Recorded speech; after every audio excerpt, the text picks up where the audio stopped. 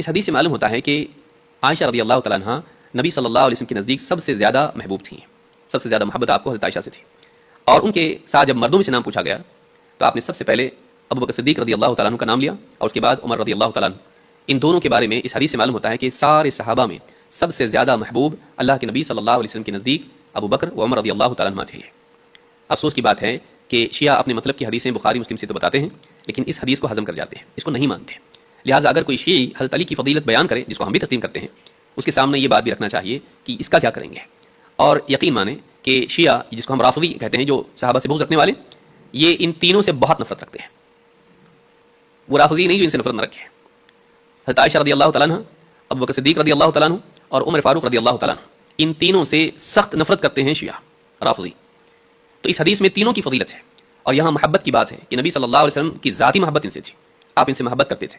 اور نبی کی محبت یوں ہی نہیں ہوتی ہے، کسی انسان میں اچھائی نہ ہو اور اللہ کے نبی صلی اللہ علیہ وسلم سے محبت کریں، نہیں، ایسا نہیں ہوتا ہے. اللہ کے نبی صلی اللہ علیہ وسلم نے خود ہم سے یہ بات بیان کی. آپ نے فرمایا اوثق عرى الایمان الحب فی اللہ والبغض فی اللہ.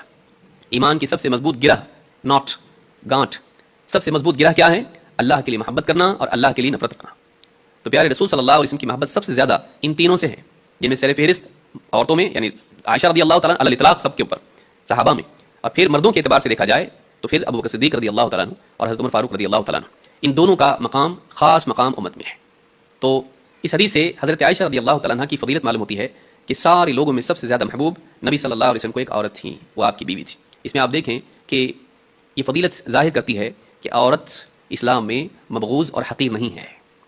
نبی صلی اللہ علیہ وسلم نے سب سے پہلا نام جو لیا جس سے آپ کو سب سے زیادہ محبت ہے وہ ایک عورت کا نام تھا.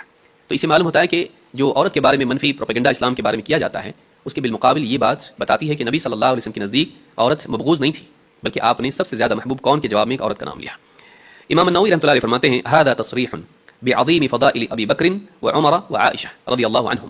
کہتے ہیں کہ یہ صاف صریح بات ہے، یہ دلیل ہے صراحت کے ساتھ اس بات کے بیان میں کہ ابو بکر صدیق اور عمر فاروق اور حضرت عائشہ صدیقہ رضی اللہ تعالیٰ عنہ، یہ سارے کے سارے صحابہ، ان کی عظیم فضیلت اسلام میں ہے. ان کے فضائل کے بارے میں ایک حدیث موجود ہے جو ایک صریح دلیل ہے. وفیہ دلالۃ بینۃ لأہل السنہ، اس میں اہل سنت کے لیے ایک واضح دلیل موجود ہے فی تفضیل ابی بکر ثم عمر علی جمیع الصحابہ. اس میں صراحت اس بات کی کہ ابو بکر و عمر رضی اللہ تعالیٰ عنہما بقیہ تمام صحابہ میں سب سے افضل تھے.